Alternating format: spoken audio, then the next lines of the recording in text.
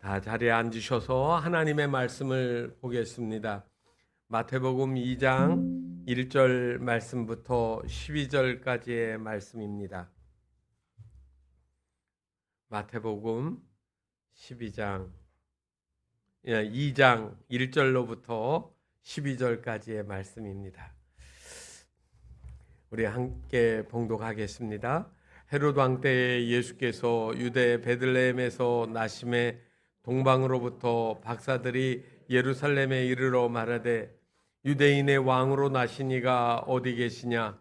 우리가 동방에서 그의 별을 보고 그에게 경배하러 왔노라 하니 헤롯 왕과 온 예루살렘이 듣고 소동한지라. 왕의 모든 대제사장과 백성의 서기관들을 모아 그리스도가 어디서 나겠느냐 물으니 이르되 유대 베들레헴이오니 이는 선지자로 이렇게 기록된 바 오 유대 땅 베들레헴아 너는 유대 고을 중에서 가장 작지 아니하도다. 내게서 한 다스리는 자가 나와서 내 백성 이스라엘의 목자가 되리라 하였음이니이다. 이에 헤롯이 가만히 박사들을 불러 별이 나타난 때를 자세히 묻고 베들레헴으로 보내며 이르되 가서 아기에게 대하여 자세히 알아보고 찾거든 내게 고하여 나도 가서 그에게 경배하게 하라. 박사들이 망의 말을 듣고 갈새 동방에서 보던 그 별이 문득 앞서 인도하여 가다가 아기 있는 곳 위에 머물러 서 있는지라. 그들이 별을 보고 매우 크게 기뻐하더라. 집에 들어가 아기와 그의 어머니 마리아가 함께 있는 것을 보고 엎드려 아기께 경배하고 보배압을 열어 황금과 유향과 모략을 예물로 드리니라. 그들은 꿈에 헤롯에게로 돌아가지 말라 지시하심을 받아 다른 길로 고국에 돌아가니라. 아멘. 이제 하엘의 찬양 읽겠습니다.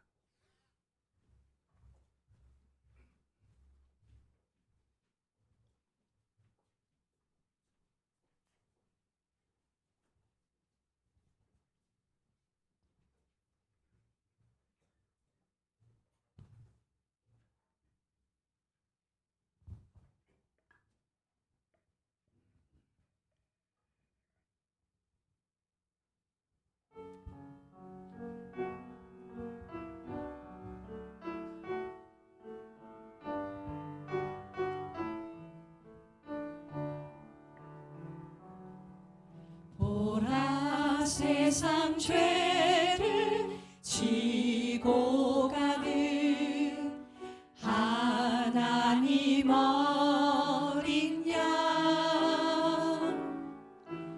하나님 독생자 예수 날 위해 오셨네. 보라 세상 죄를 지고 가는 하나님 어린 양 하나님 독생자 예수 날 위해 오셨네. 예수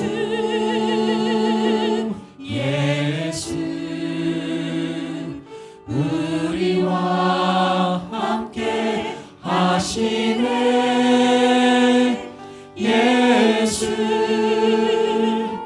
예수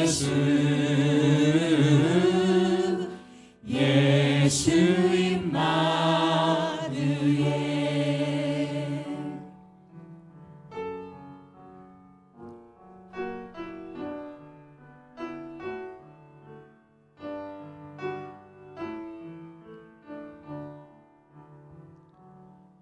보라 세상 죄를 지고 가는 하나님 어린 양 하나님 독생자 예수 날 위해 오셨네. 예수 예수 우리와 함께 하시네 예수 예수 예수 임마누엘 예수 의 이름 나는 말할 수 없네 예수 그 이름 나는 말할 수 없네 그 이름의 비밀 그 이름의 사랑은 보라 세상 죄를 지고 가는 하나님 어린 양 하나님 독생자 예수 날 위해 오셨네.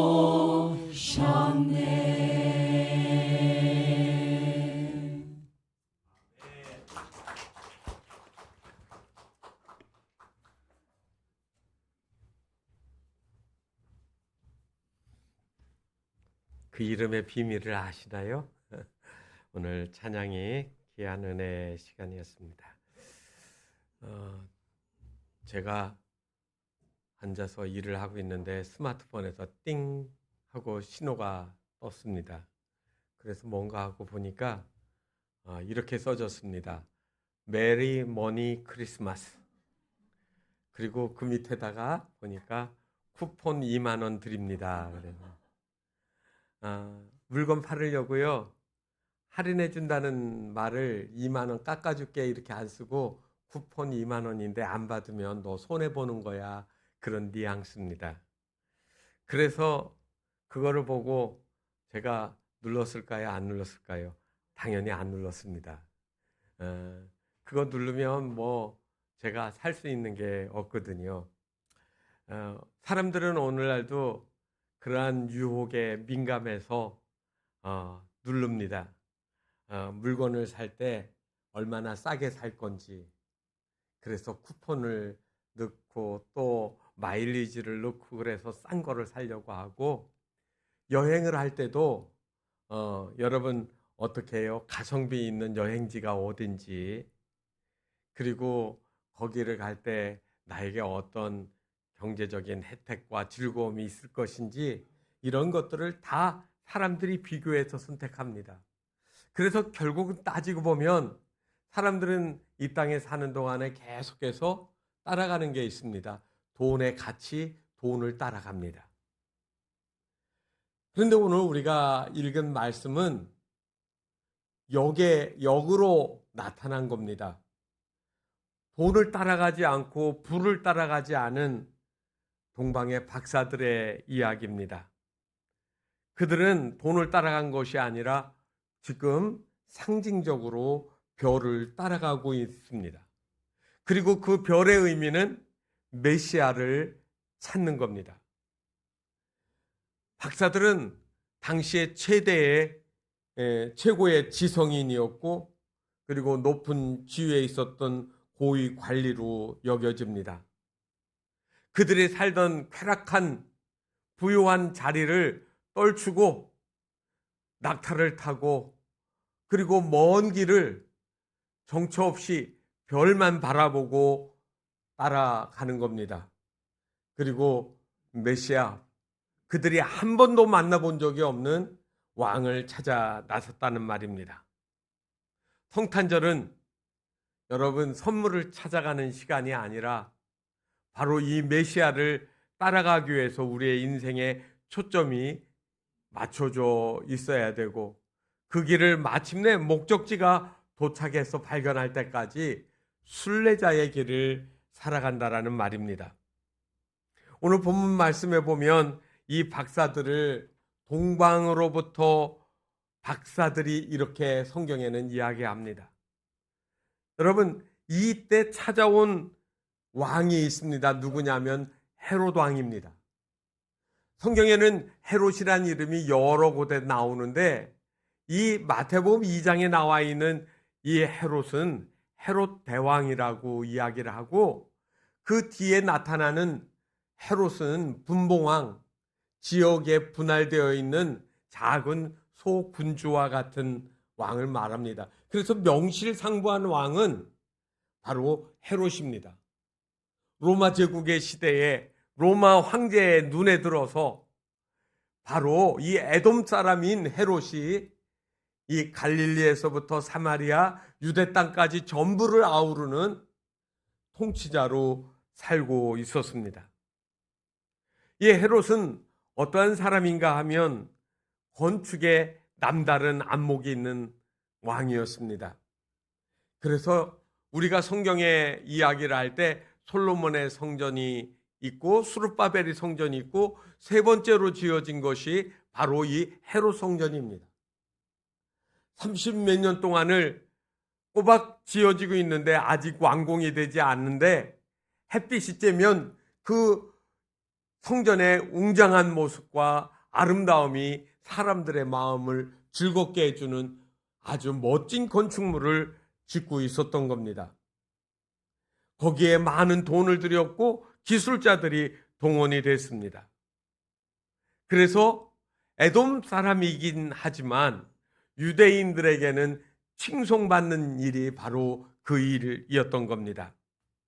뿐만 아니라 이 헤롯은 이스라엘의 남쪽에 가면 사해 옆에 마사다라고 하는 높은 요새가 있는데, 그 요새 한쪽 거기에 헤롯의 그 별장이 잘 지어져 있고요. 그 마사다 요새는 바로 이 헤롯이 지은 곳입니다. 뿐만 아니라 지중해변에 있는 가이사라 항구, 그리고 자신의 이름을 따 지은 헤로데움이라는 도시까지 그는 곳곳에다가 건축을 잘 했습니다. 극장을 짓고 그리고 경기장을 지어서 많은 사람들에게 환심을 사고 위대한 왕이라는 칭호를 받으려고 했습니다. 그런데 그 헤롯은 그렇게 건축에는 탁월했지만 한마디로 그를 표현하는 말은 악독한 왕이었습니다. 폭정을 했습니다. 그는 자기의 왕권을 지키기 위해 가지고는 가족까지도 서슴지 않고 죽였습니다. 실제로 자신의 아내였던 마리암네를 죽였고요. 그리고 두 아들 알렉산드로스와 아리스토블루스를 반역 혐의로 처형을 했습니다. 장인, 장모, 그리고 사촌들도 그에게 피하지 못하고 죽임을 당했습니다.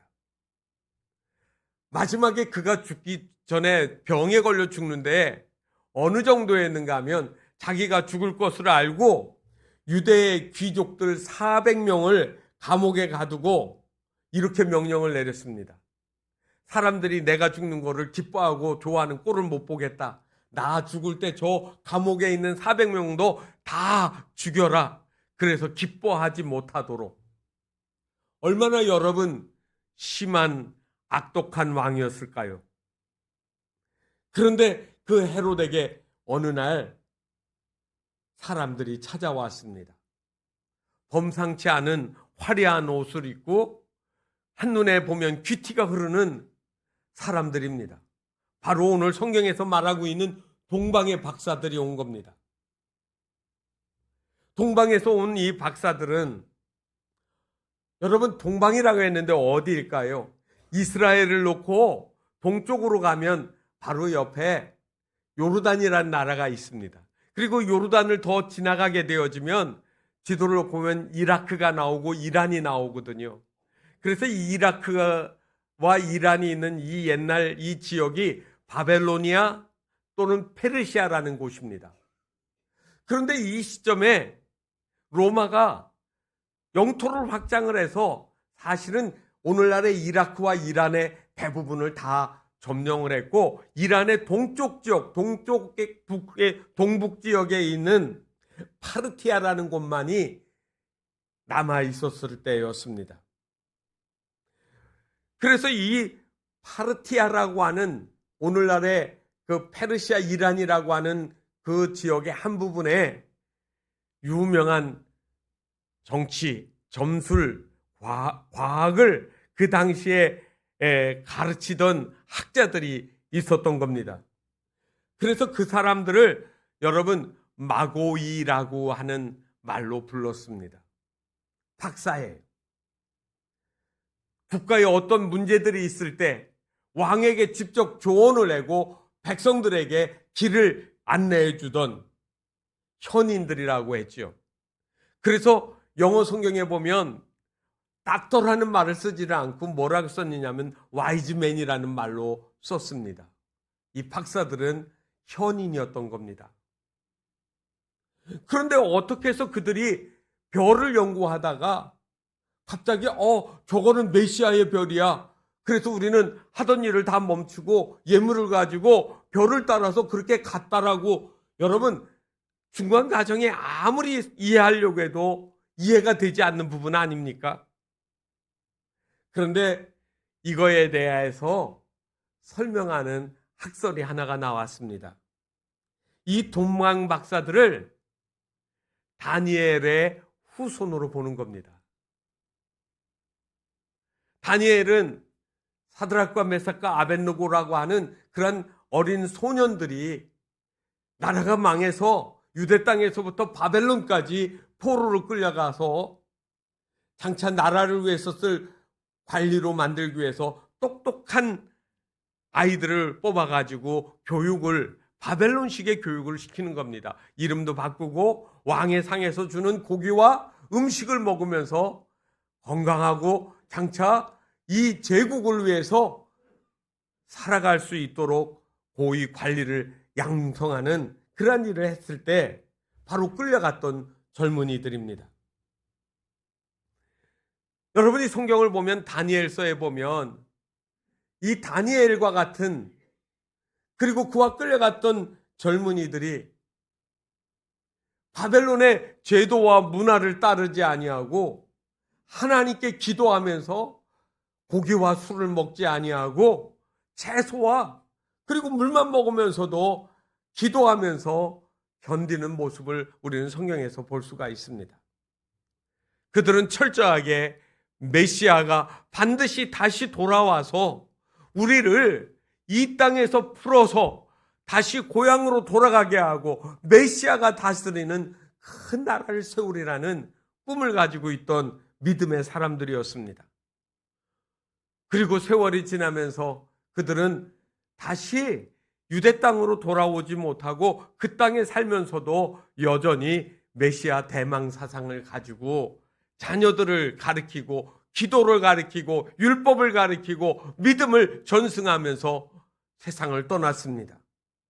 그 자녀들이 또 지나가며 또 그렇게 했고, 그래서 우리는 하나님의 백성이고 하나님께서 언젠가 찾아오셔서 우리를 이 땅에서 다시 메시아가 통치하는 곳으로 보내주실 거라는 꿈을 가지고 있던 사람들입니다.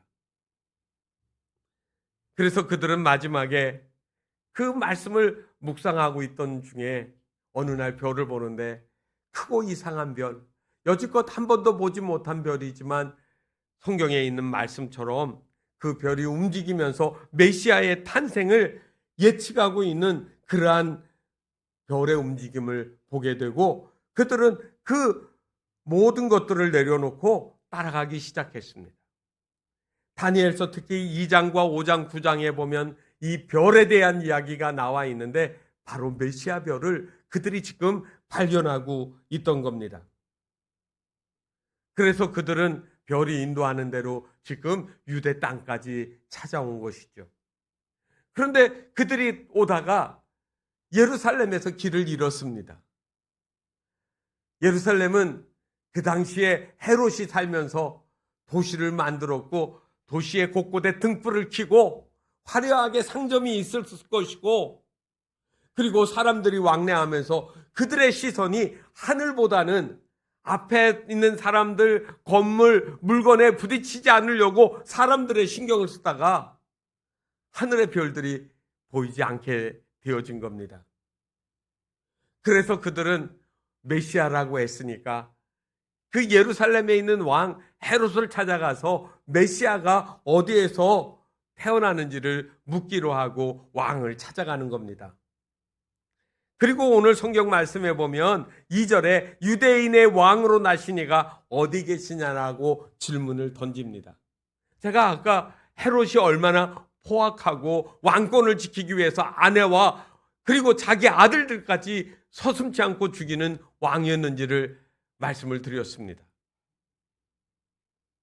그런데 지금 이 박사들이라는 사람들이 와가지고 질문하는 내용이 뭡니까? 유대인의 왕으로 나시니가 어디 계시냐라고 하는 질문을 하는 거예요. 나 밖에는 어떤 왕도 있을 수 없고, 그런 왕이 있다고 하면 서슴지 않고 죽이려고 했던 이 헤롯의 마음을 긁는 이야기가 아닐까요? 그 말이 들리자마자 헤롯 왕이 그 이야기를 이제 신하들과 이야기했을 것이고, 그 이야기가 성 밖으로 퍼져나갔습니다. 그래서 3절에 보니까 헤롯 왕과 온 예루살렘이 듣고 소동했다라고 이야기합니다. 왜 소동했을까요? 헤롯은 자신의 권력을 위험하는 그 어떤 권력이 등장하고 있기 때문이고, 예루살렘에 사는 시민들은 이로 인해 어떤 피바람이 불지 지금 모두 다 두려움에 떨면서 소동이 일어난 겁니다. 이 질문을 받고 헤롯 왕은 대제사장과 서기관들을 불러서 질문을 했습니다. 그리스도가 어디서 나오겠느냐? 여러분, 유대인의 왕의 이름이 여기에서는 뭐라고 합니까? 그리스도라고 이야기합니다. 다시 말하면 장차 오는 왕은 예수라고 하는 이름을 가진 어떤 사람이 아니라 유대인의 왕일 뿐만 아니라 온 세상의 구주가 되어주시는 그리스도예요. 그의 말로 그리스도가 어디서 나느냐라고 질문하면 헤롯도 어떻게 해야 될까요? 그 메시아이신 그리스도에게 경배하고 무릎을 꿇어서 신앙으로 돌아와야 되는 것이 마땅한 일 아닙니까? 그런데 그의 마음에는 언어와 마음속에 있는 생각은 전혀 다른 것이었습니다. 혹시 여러분 교회를 다니면서 그리스도 예수 그리스도라는 말을 저와 여러분이 하는데 그 예수 그리스도가 나의 인생에 어떤 변화를 가리키고 나는 그분에게 어떠한 순종을 할 것인지를 여러분 생각하시나요? 그리스도가 어디서 나겠느냐고 물었습니다. 그러니까 대제사장, 서기관들은 성경에 대해서 얼마나 박식할까요? 그래서 오늘 여기 보면 5절과 6절에 그들이 대답을 했습니다. 유대 베들레헴입니다. 여러분, 예루살렘하고 베들레헴의 거리가 아주 많이 떨어져 있지 않습니다. 8km 정도 멀지 않은 곳에 있습니다. 그러면서 선지자가 예언한 말씀을 지금 미가서와 호세아서의 이야기를 가지고 6절에다가 설명을 한 겁니다. 유대 땅 베들레헴아, 너는 유대 고을 중에서 가장 작지 아니하도다. 내게서 한 다스리는 자가 나와서 내 백성 이스라엘의 목자가 되리라. 여러분, 지식적으로 충만하고 잘 아는 제사장과 서기관들의 이야기를 아시죠? 그런데 정작 그들은 불과 얼마 되지 않은 멀지 않은 그 베들레헴으로 아무도 움직이지 않았습니다. 아마 헤롯이 두려웠을 수도 있고요. 앞장서서 나가서 헤롯이 경배하려고 하는 그런 마음도 없었습니다. 반면에 이방이었던 저 동방 수천 킬로를 걷고 걸어서 이동해온 이 박사들은 들은 대로 베들레헴을 향하여서 예루살렘을 떠나서 길을 나서는 겁니다. 여러분, 오늘 여기에 우리의 질문이 있습니다. 동방의 박사들은 왜 그 먼 길을 왔을까요? 그들에게 무엇이 부족한가요? 먼저 말씀드린 것처럼 그들이 그 땅에서 높은 신분에 있었던 것은 틀림이 없습니다. 그들이 준비한 예물만 봐도 그들이 얼마나 고위직에 있었는지 우리는 알 수 있습니다. 사회적인 지위도 명예도 재력도 모자람이 없는 그러한 사람들이었습니다. 그런데 세상에 있는 그 많은 것들이 그들의 인생의 갈증을 해결해 주는 것이 아니었습니다.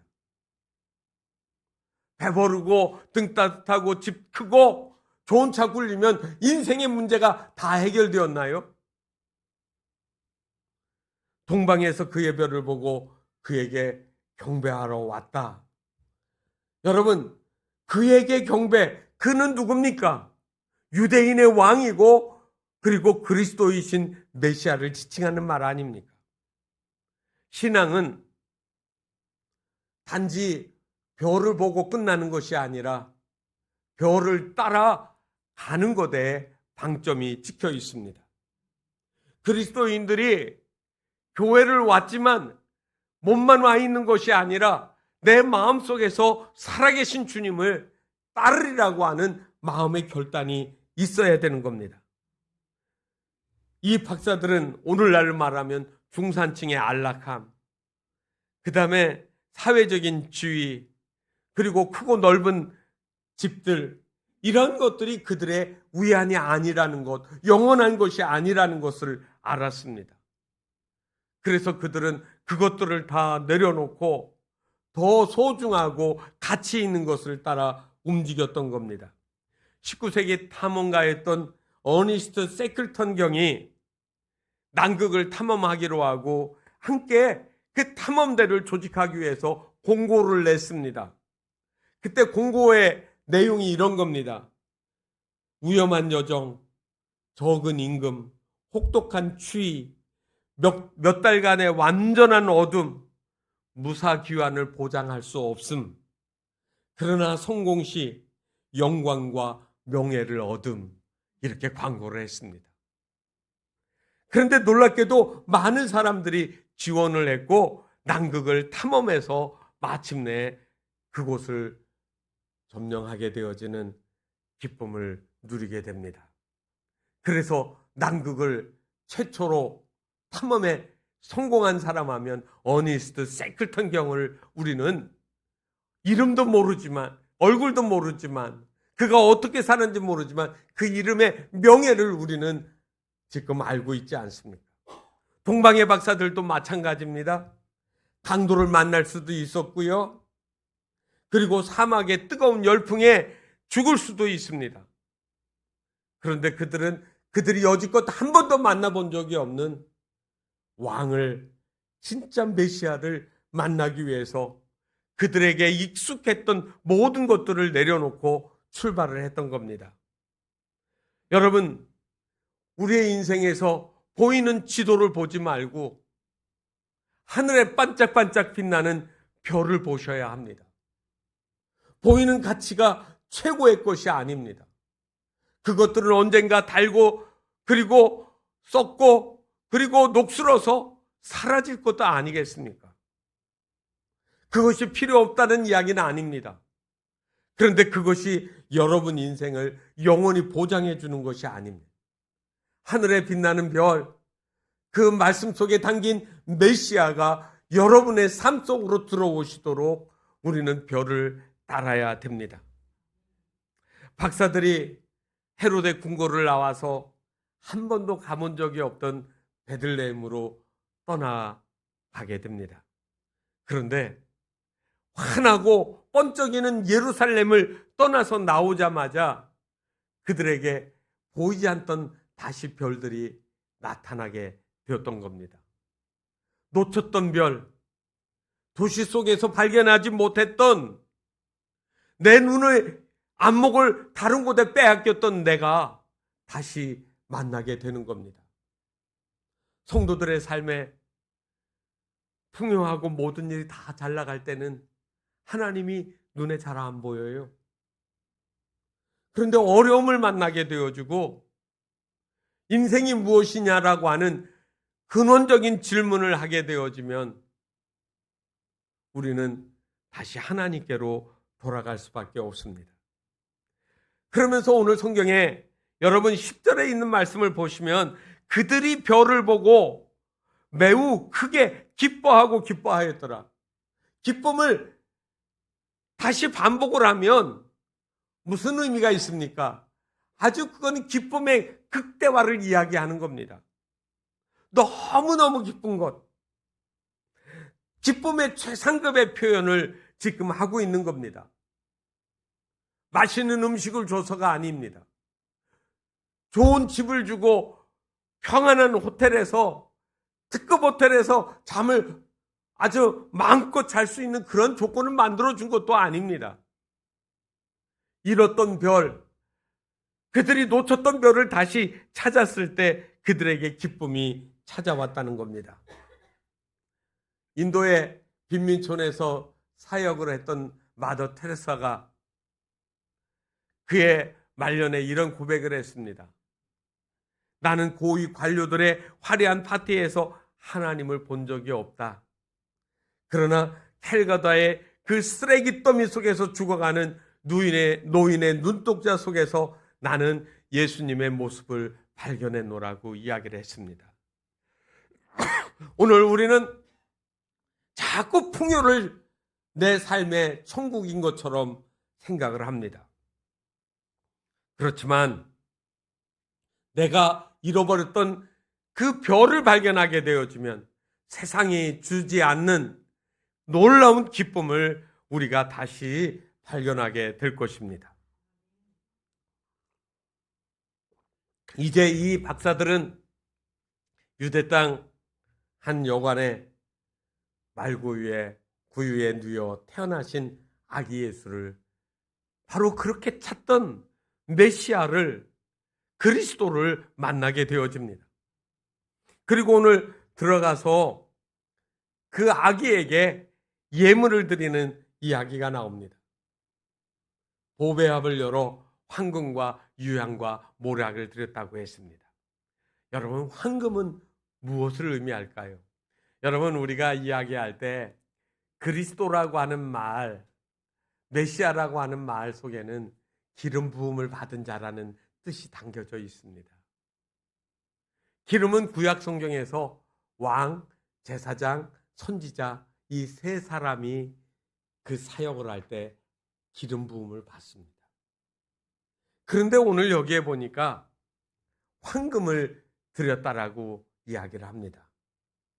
황금은 오늘날을 우리가 볼 때는 물질이라고 이야기도 합니다만, 그러나 물질이 나의 왕이라고 생각하는 그 모든 것들을 지금 왕이 바뀐 바로 메시아에게 드리는 겁니다. 로마의 철학자 세네카는 황금을 가지지 않고는 누구도 왕에게 나갈 수 없다라고 말을 했습니다. 왕에게 나가려고 하면 황금을 가지고 가야 됐는데, 황금인 바로 이 구유에 누워있는 어린 아기가 왕이라고 선언을 하는 겁니다. 만왕의 왕이신 예수 그리스도가 다시 오시는 날, 우리 모든 죄와 사망과 슬픔의 모든 것들을 깨트리고 심판주로 오셔서 우리를 영원히 다스리실 왕으로 오실 것을 우리는 또한 믿습니다. 이 성탄절에 여러분, 나의 왕이 누구인지를 여러분들이 고백하셔야 합니다. 내 왕이 누굽니까? 내 왕은 과연 누구인지 이것들을 분명히 한다고 하면 우리는 또 다른 황금, 눈에는 보이지 않지만은 당신은 나의 왕, 나의 영원한 임금입니다라고 황금을 드려야 될 겁니다. 두 번째로는 유향입니다.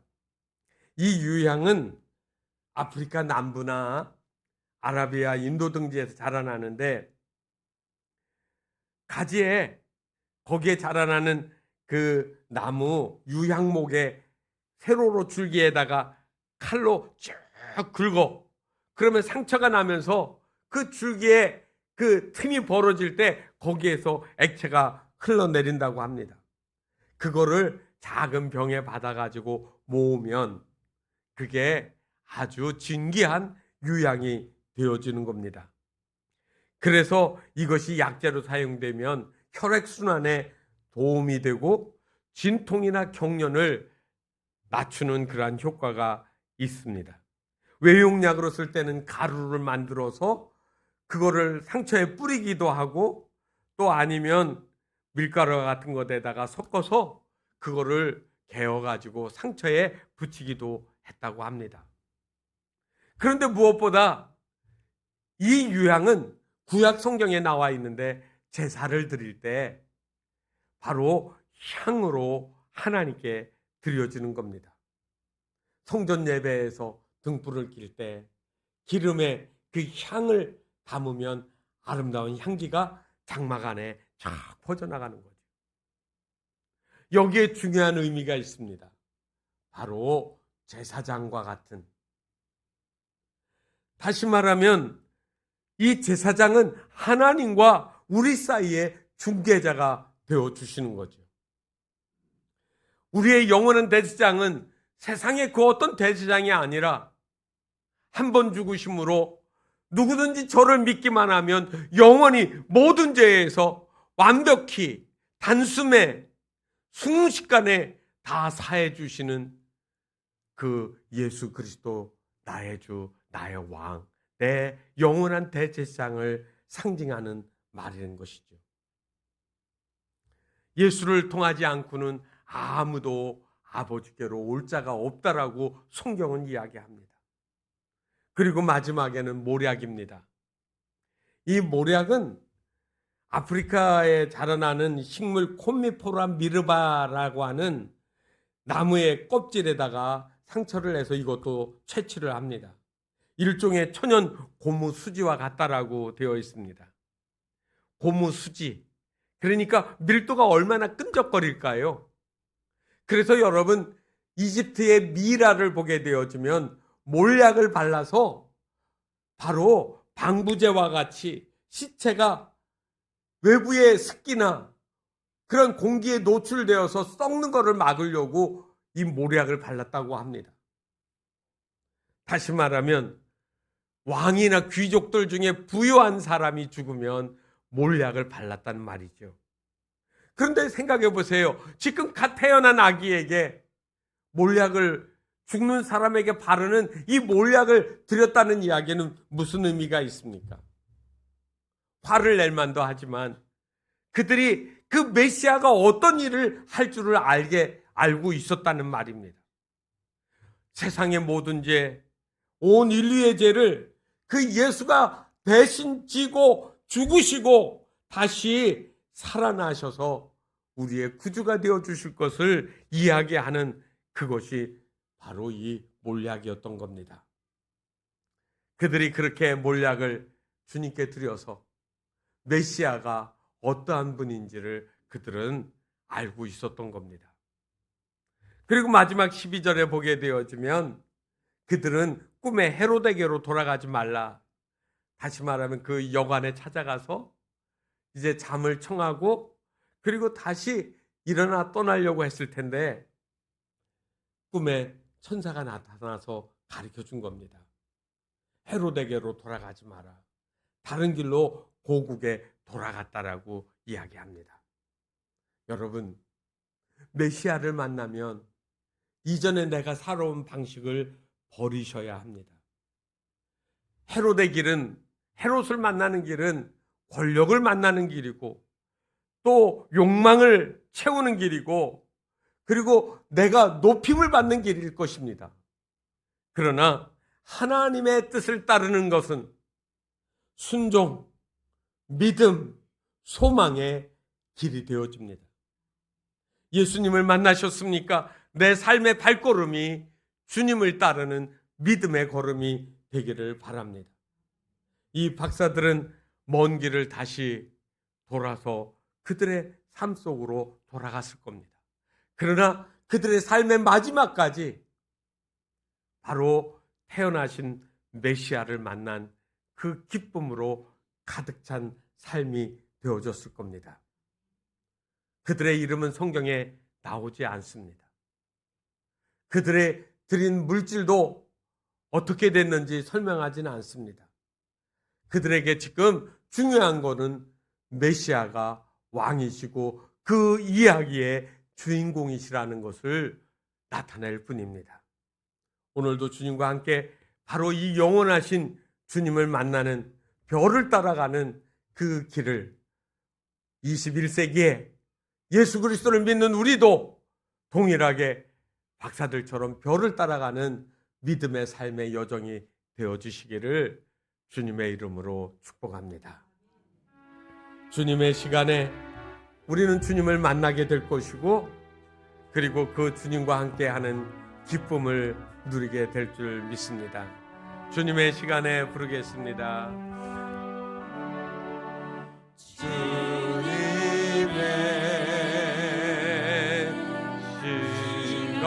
시간에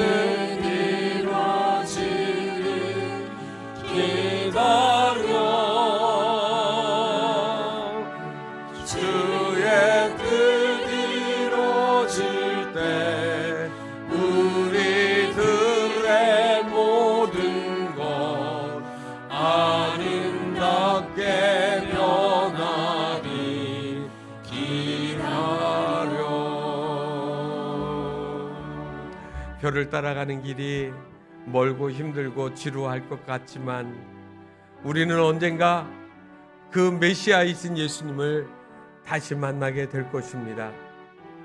지금은 비록 내 삶에서 알 수 없는 고난과 시련과 역경이 가득하고 육신은 점점 노쇠하고 병들고 몸은 아프고 힘들고 어려운 일들이 닥치지만, 그러나 우리의 인생의 여정 마지막에 우리의 영원한 왕이신 주님, 영원한 중보자이신 주님, 그리고 내 생명의 구주가 되시는 주님을 만나게 될 것을 우리는 믿습니다. 주님, 이 성탄절에 별을 따라갔던 그 박사들처럼 저희들에게도 그 믿음을 주시옵소서라고, 그런 별을 따라가는 우리의 삶의 여정이 되게 해달라고 우리 함께 기도하시겠습니다. 주님, 오늘도 우리와 함께 하셔서 답답하고 막히고 어려운 삶의 순간순간들이지만 그 박사들이 찾아갔던 그 믿음의 여정을 저희들도 동일하게 따라가는 저희들 되게 하여 주심을 믿습니다. 세상에 많은 사람들이 여기저기에서 저들의 기쁨을 찾고 부유함을 찾고 왕의 자리를 노리고 살아가지만, 나의 왕이신 주님, 나의 생명이신 주님을 하나님 아버지 찾기 위해서 순례자의 발걸음, 주님을 만나는 그 인생의 마지막까지 만날 때까지 그 걸음이 흔들림 없이 따라가는 저희들 되게 하여 주시옵소서. 오늘 하나님 아버지 방황하는 인생들에게 나는 너의 왕이고 너의 구세주라고 그 말씀하시는 그 음성을 귀담아 듣고 따라가는 우리 모든 성도들이 다 되게 하여 주시옵소서. 구원의 기쁨이 되시는 주님을 찬미하며 주께 영광을 돌리며 우리 주 예수님의 이름으로 기도드리옵나이다. 아멘.